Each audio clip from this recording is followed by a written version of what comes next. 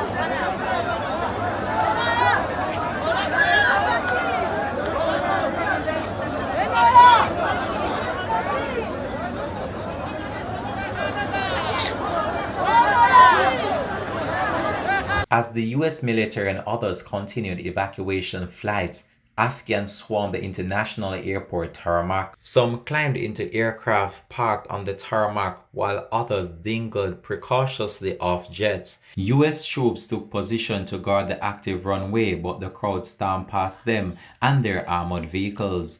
Gunshots rang out as the Air Force Boeing C-17 Globemaster III tried to take off. A helicopter did low runs in front of it to try to drive away the people as it took off.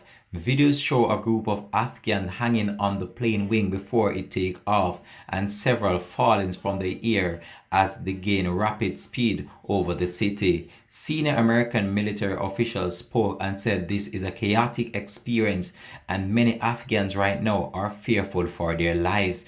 We'll continue to track this story and provide you with more information to come on this. This has been Links 7 TV News Report. Thanks for watching.